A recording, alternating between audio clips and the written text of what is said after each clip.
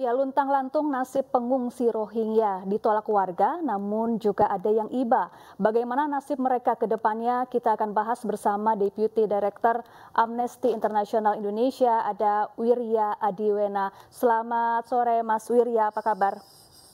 Selamat sore Mbak, Ya, kabar baik, terima kasih. baik Mas Wirya, setelah kita kemarin melihat ada unjuk rasa mahasiswa di pengungsi Rohingya ini menunjukkan bahwa penolakan di sana semakin mengemuka. Lantas apa yang harus dilakukan oleh pemerintah dan juga UNHCR dan juga mungkin pihak lainnya untuk menemukan win-win solution begitu untuk mengatasi permasalahan datangnya pengungsi Rohingya ke Indonesia?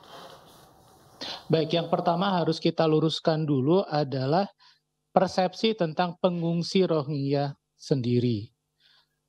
Dimanapun ada kasus pengungsi, akan selalu ada kemungkinan penolakan oleh warga lokal, tidak hanya di Indonesia.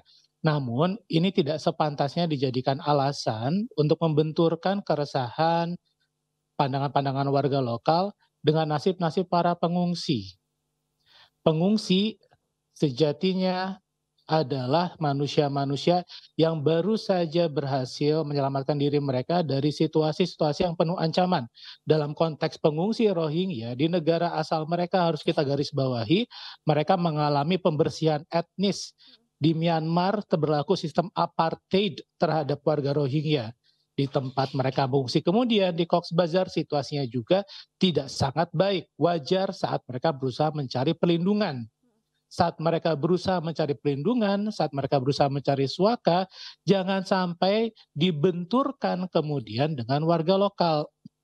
Ketegasan pemerintah tentang porsi yang perlu dilakukan oleh pemerintah, tentang apa saja yang perlu dilakukan oleh pemerintah, apa saja yang dilakukan oleh pihak-pihak lain seperti UNHCR, penting untuk mengatasi keresahan warga. Dan di sini kita juga perlu menggarisbawahi betul nomenklatur yang kita gunakan. Jangan sampai pengungsi disebut sebagai imigran ilegal saja. Betul bahwa mereka tidak masuk ke wilayah-wilayah negara-negara dengan cara-cara yang resmi. Tapi itu bukan berarti mereka tidak layak mendapatkan perlindungan. Yang harus kita pahami bersama adalah faktor resiko yang membuat para pengungsi ini mencari segala cara untuk melindungi diri mereka dan keluarga mereka. Wajar kalau mereka kemudian mencari cara yang bisa mereka temukan untuk mencari perlindungan. Karena itu akan sangat disesalkan jika situasi ketidakjelasan ini dibiarkan berlarut-larut. Akan sangat disesalkan jika kemudian pengungsi direduksi sekedar sebagai imigran ilegal yang harus diamankan keberadaannya agar tidak masuk ke perairan kita. Karena jika demikian yang terjadi, apa ujungnya? Saat pengungsi-pengungsi yang tidak berhasil masuk ke perairan kita, tidak berhasil masuk ke perairan negara-negara di kawasan, apa yang akan terjadi? Mereka terlunta-lunta di perairan internasional, tidak memiliki cukup banyak makanan, minuman, menaiki kapal-kapal yang reot yang seringkali over capacity. Oke, baik. Namun Apa Mas itu Wirya, pendekatan kemanusiaan yang sebagian masyarakat diharapkan oleh di Aceh pemerintah kita? menilai Apa bahwa itu pendekatan kemanusiaan yang diharapkan oleh oke, kebanyakan masyarakat Indonesia? baik, Mas Wirya, sebagian masyarakat di Aceh menilai bahwa keberadaan pengungsi Rohingya ini meresahkan begitu. Kemudian di sisi lain mereka juga menilai bahwa upaya menolong pengungsi Rohingya ini membebani pemerintah setempat karena masih banyak masyarakat setempat yang juga membutuhkan bantuan begitu, Mas Wirya. Bagaimana tanggapan Anda? Bahwa akan ada masyarakat yang membutuhkan perbaikan ekonomi, peningkatan kesejahteraan, itu adalah sebuah kewajaran. Dan itu adalah tugas pemerintah, tugas negara untuk memastikan bahwa rakyat-rakyat, warga negara, semua manusia yang berada di wilayah kita mendapatkan hak ekonomi yang memadai, yang layak, hidup yang bermartabat. Kebutuhan ini tidak perlu, sangat tidak perlu dibenturkan dengan situasi darurat yang dialami oleh para pengungsi. mereka tidak berada dalam situasi yang aman, mereka tidak berada dalam situasi yang leha-leha berpesiar dari kapal dengan kapal dari satu tempat ke tempat yang lain. Mereka adalah orang-orang yang berada dalam situasi mencekam, situasi darurat, mencari perlindungan bagi diri mereka sendiri dan keluarga mereka sendiri. Bahkan dalam konteks tindak pidana perdagangan orang pun, khusus untuk pengungsi, mereka pun adalah korban yang harus dilindungi. Karena itu tidak layak sekali bagi kita untuk membenturkan. Seakan-akan hanya ada dua pilihan di sini, yaitu menolong pengungsi atau menolong warga lokal. Dua-duanya adalah kewajiban. Saat ini, kewajiban untuk menolong pengungsi tentu tidak hanya berada pada satu negara saja, melainkan bagian dari kewajiban internasional, di mana Indonesia adalah salah satu bagian dari komunitas internasional tersebut. Satu hal yang sering digaungkan kan Indonesia tidak meratifikasi konvensi pengungsi, tapi kita meratifikasi konvensi anti penyiksaan dan International Covenants on Civil and Political Rights, yang keduanya memandatkan non-refoulement atau prinsip tidak ada pemulangan kembali. Tidak ada pemulangan kembali, penolakan pengungsi-pengungsi ke tempat-tempat di mana mereka akan mengalami penyiksaan, perlakuan tidak bermartabat, atau perlakuan tidak manusiawi lainnya.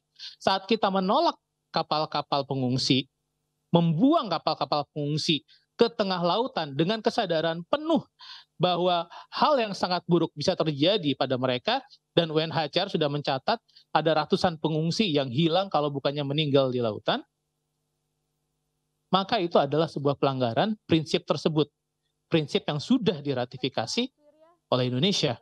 Mas Wirya, pemerintah Indonesia menyatakan akan menampung pengungsi Rohingya untuk sementara waktu, untuk kemudian nantinya akan diserahkan masalah ini ke PBB. Sejauh ini bagaimana Anda melihat penanganan atau tindakan yang dilakukan oleh UNHCR terhadap para pengungsi Rohingya? UNHCR memiliki mandat untuk memastikan fasilitasi perlindungan bagi para pengungsi. Mereka berada di Indonesia atas persetujuan pemerintah Indonesia.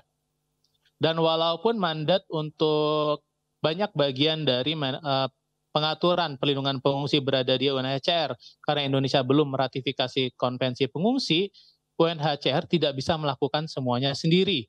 Butuh kolaborasi yang erat dengan pemerintah, antara lain untuk menangani isu-isu keresahan sosial. UNHCR tidak bisa mengatasi masalah keresahan sosial warga sendiri. Saat ada warga yang membutuhkan bantuan, saat ada warga yang merasa bahwa mereka terhimpit ekonominya, itu tentu bukan tugas UNHCR, itu adalah tugas negara. UNHCR memiliki mandat untuk melindungi pengungsi. Dan mandat itu hanya bisa dilakukan dengan kerjasama bersama lintas aktor, di mana pemerintah Indonesia menjadi salah satu aktor kunci, walaupun belum meratifikasi konvensi pengungsi.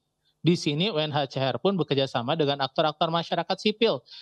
Banyak sekali aktor-aktor masyarakat sipil seperti organisasi-organisasi keagamaan, seperti Muhammadiyah, Lazis Muhammadiyah itu banyak sekali memberikan bantuan kemanusiaan bagi pengungsi, dompet duafa, dan lain sebagainya, untuk memastikan bahwa perlindungan bantuan kemanusiaan bagi pengungsi dalam proses mereka mencari suaka terpenuhi. Oke.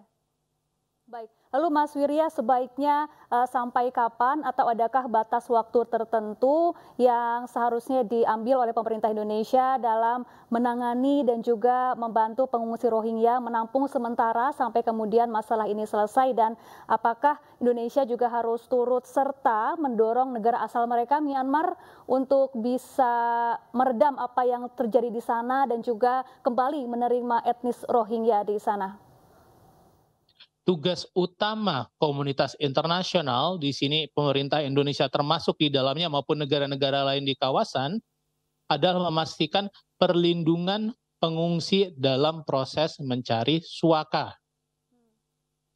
Selama proses mencari suaka ini masih berlangsung, sewajarnya perlindungan itu diberikan kepada para pengungsi. Indonesia perlu memainkan peran aktifnya di komunitas internasional untuk mendorong negara-negara di kawasan bukan menolak pengungsi, tapi memastikan ada fungsi search and rescue yang aktif di kawasan untuk menolong pengungsi yang terombang-ambing di lautan. Indonesia juga bisa memainkan peran aktifnya di komunitas internasional untuk mendorong negara-negara yang sudah meratifikasi konvensi pengungsi untuk memberikan slot tambahan, memastikan ada slot penerimaan untuk resettlement pengungsi-pengungsi Rohingya, terutama seperti negara-negara di kawasan seperti Australia, katakanlah. Indonesia juga perlu semakin aktif mendorong perdamaian di Myanmar untuk menghentikan persekusi terhadap Rohingya maupun persekusi terhadap etnis-etnis minoritas lainnya. Ini adalah proses yang panjang. Tidak perlu menaruh batas waktu dalam proses ini. Yang perlu kita lakukan adalah komitmen kemanusiaan bahwa perlindungan terhadap pengungsi selama proses mencari suaka akan terus diberikan. Baik, terima kasih Mas Wirya Adiwena, Deputy Director Amnesty International Indonesia telah bergabung bersama kami di iNews Sore.